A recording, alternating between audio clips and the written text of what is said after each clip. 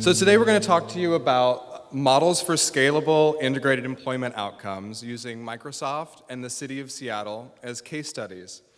And we want to start out by asking you a question. Wouldn't it be great to be able to scale your job development efforts to create many customized jobs with a single large employer? Of course, the answer is yes, but it also is happening, and that's what we want to talk about today. We're going to get started with Jeremy talking to us about the private sector and the development that's going on at Microsoft. Thank you. I think I'm going to start out with a power pose because I'm feeling like I could use a little. Anyone want to join me? Yeah, I think there's a couple other ones too. I'm not sure what they are. So I want to start us out with a quick show of hands. Raise your hand if you've been in this field, supported employment, for more than 1 year. All right, fair number. How about 5 years? Anyone been around for longer than 5 years? Cool. How about 10 years? More? How about 20 years? All right, very cool, thank you. Well, if you're like me, you may be surprised to learn that Microsoft has been hiring people with disabilities for longer than many of us have been in the field. Almost 20 years. But a lot can change in 20 years, right? So in the spirit of continually evolving and always seeking to do things better, in 2011, a group of executives at Microsoft decided it was time to take things to the next level. They wanted to know, would it be possible to design a program to literally create hundreds of jobs for people with disabilities at Microsoft? And on top of that, if they created those jobs, would there be enough people who actually wanted to take them? That's important, right? So Microsoft commissioned some national studies to analyze the supply and demand trends to figure out if this kind of program would be feasible. Fortunately, that feasibility question came back as a yes, but now, of course, the question was how to take this big idea of supported employment at this level, how to take this big idea and translate it into a community like Seattle. So Microsoft enlisted the support of a local organization called WISE, that's W-I-S-E. Is anyone here familiar with the Washington Initiative for Supported Employment? Great. Basically, it's a group of organizations that all collaborate very closely in Washington state and are all committed to the Employment First movement. And as many of you may know, there are many states across the country that have similar organizations, so you might already be thinking about the expertise and the collaboration going on in your own communities and the potential for this kind of partnership. So anyway, after the results of the national studies and the local official recommendations from WISE, the final result of that was the Microsoft Supported Employment Program. But at that point, they needed to identify a job outcome goal within the first 2 years of the pilot program that was both ambitious but also feasible. So I wanted to ask you all real quick, what do you think would be an outcome goal within the first 2 years that was very challenging but also very doable? And you can shout it out. How many jobs? In 2 years? 20. Anyone else? 55? 100?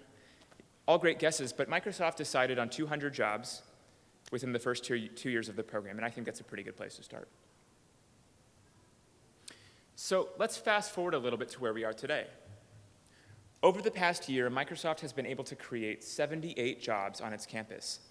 And the funny thing is I actually had to go into this slide a few days ago and change that number from 75 to 78. And I suspect that if I gave this presentation again tomorrow or maybe next week, that this number would be well into the 80s by then. So needless to say, it's a number that's continually on the increase. And at this point, you're probably thinking, wow, 78 jobs, that's really great, that's a really big number, but what kind of jobs are they? Right? What are people actually doing at Microsoft? And that is a great question. But before I address that topic, I want to draw attention to a unique feature of this program. And that is that it's 100% completely outsourced to the vendor companies that have contracts to provide services on the Microsoft campus.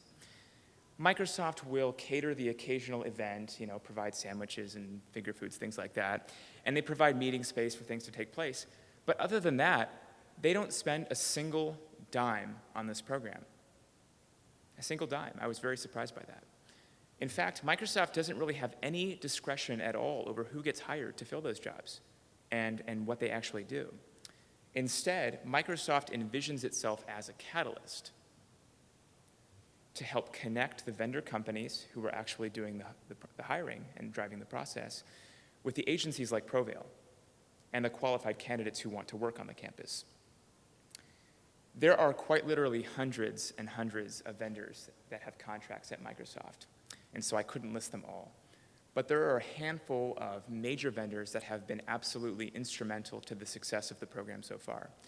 And I've listed those here today, and this list does continue to grow. CBRE, you may be familiar with, is one of the world's either top 2 or top 3 largest real estate service companies in the world. And you see their signs everywhere. I mean, you may even look around this convention center and you might see signs that say CBRE on them. But anyway, so they are the largest on the Microsoft campus, and they hire people to work in furniture warehouses and to perform janitorial services and landscaping and anything that goes along with maintaining real estate and facilities. And so they hire people for those jobs. Compass Group, you may be familiar with, oversees all of the dining services on the Microsoft campus. And I'm going to stop right there and just say that has anyone here been to the Microsoft campus in Seattle or read anything about it? 1, 2? It's massive. It's the kind of place where when you go there, you need a map to get around, and you can plug things into your little GPS. It's like a city. So when I say that Compass Group oversees all of the dining services on the Microsoft campus, it's really like saying Compass Group is in charge of the dozens and possibly hundreds of restaurants, cafes, cafeterias, warehouses on Microsoft campus. So it's a pretty large-scale operation. So anyway, Compass Group hires people to work in kitchens and dining rooms and warehouses and all sorts of things that go into providing that food on the campus. Novatex, up until recently, was known as Pitney Bowes, which some of you may be familiar with, and they oversee the administrative support and reception and clerical mail delivery type jobs on campus. So those are just a few of the examples. This is Gus. You can say hi, but he probably won't say hi back. A few months ago, he was hired by a company called Northwest Landscaping, which is one of the smaller sub-vendors of CBRE. Gus and his team are charged with cleaning and maintaining the appearance of the thousands of signs across this massive campus.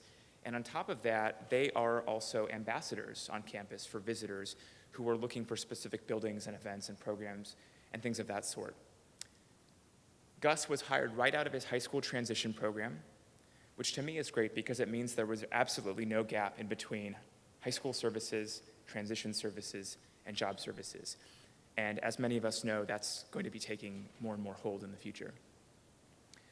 I had the unique pleasure of supporting Gus during his very first interview with his soon-to-be manager named Jim. And for me, the most poignant moment occurred when about halfway through the interview, Jim looked Gus in the face and said, "Gus, I am so happy that you are bilingual," right? "I think it's going to be extremely helpful to have you working on our team, and I am positive that you will get along great with everyone else on the team for that reason," among others. And by the look on Gus's face in that moment, which was a mix of genuine surprise and a big, broad smile, I could tell that he wasn't accustomed to being complimented on his ability and his skill to speak both Spanish and English, particularly in a work setting. So I felt very honored to witness that very cool moment. I wanted to share that. Microsoft's success in Seattle is unique, I admit, but we believe there are a couple of takeaway messages that you can take with you and consider in the context of your own communities. The first is that Microsoft is a very, very large company that has relationships with vendor companies that are generally smaller to provide services there. And although Microsoft can't force those companies to participate in this program, it does wield a significant amount of influence over them and invests a lot of time and energy in creating those relationships and paving the way for those collaborative partnerships where the vendors are really driving the process and Microsoft is the catalyst. So here you can be thinking about large companies that might be in your own communities. In Seattle, it happens to be places like Microsoft and Boeing and Amazon, among others, but that looks different in every community. The second important thing to emphasize is how closely Microsoft has collaborated from the get-go with the local stakeholders in supported employment. That's families, that's participants, that's nonprofit organizations, state agencies, you name it. And so, in short, the two key ingredients to success so far have been highly collaborative partnerships at the vendor level, but also a high degree of collaboration with the local stakeholders. So at this point, I want to turn it back over to Andrew so that he can tell you more about this City of Seattle program. Thank you, Jeremy. So we're going to switch gears really quick and talk a little bit about some exciting things that are going on in the public sector in the City of Seattle.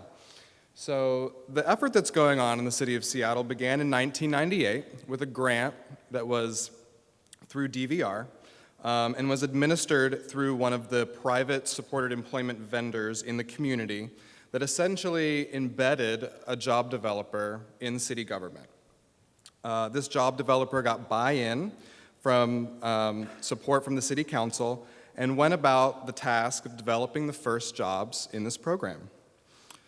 After 2 years, at the completion of the grant, 15 customized jobs had been created.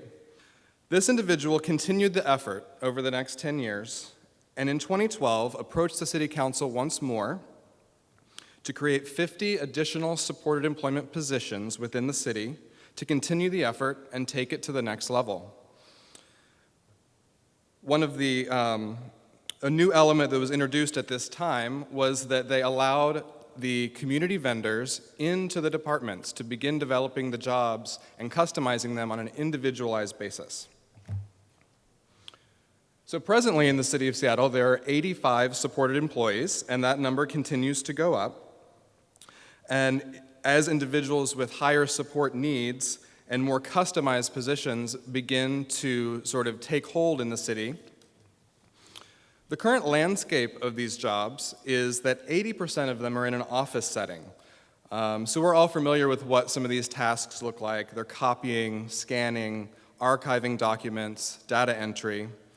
But 20% of them are in a warehouse setting, and they're doing tasks like fleet maintenance for vehicles, prepping recycling, general grounds work, and light building maintenance. A unique aspect of Seattle's Supported Employment Initiative is that all supported employees start out under the job title of office aide, which is the only position in city government that does not have a job description attached to it.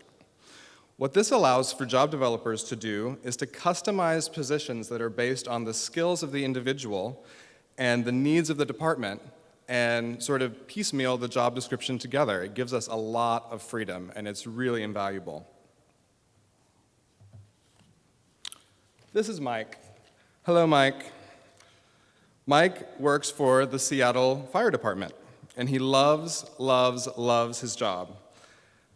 He was unemployed for almost a decade, but now he enjoys full city benefits, which include health insurance, vacation pay, sick leave, and he's even paying into the city's pension plan for his retirement security. He works on scanning archived documents, processing and filing fire alarm inspection reports, and helping the fire department prepare for their community engagement projects that they're continuously going on.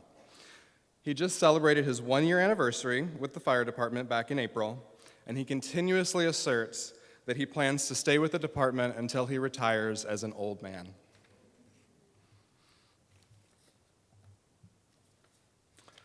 So this quote, "The key to creating jobs for people with developmental disabilities is to start identifying tasks and bundling them into a job. Just creating one job at a time will help a company build its program." This quote really sort of sums up what the city's philosophy is on the Supported Employment Initiative. The city's effort has evolved to allow customized job development efforts by outside vendors into the departments with the city's blessing. So I want to close by bringing Jeremy back up and sort of revisiting the question that we left you with earlier today. Right, so at the beginning of this presentation, we posed a question, and I completely forgot what it was. No, I'm kidding, but can anyone remind me what it was? And what was the question? You can shout.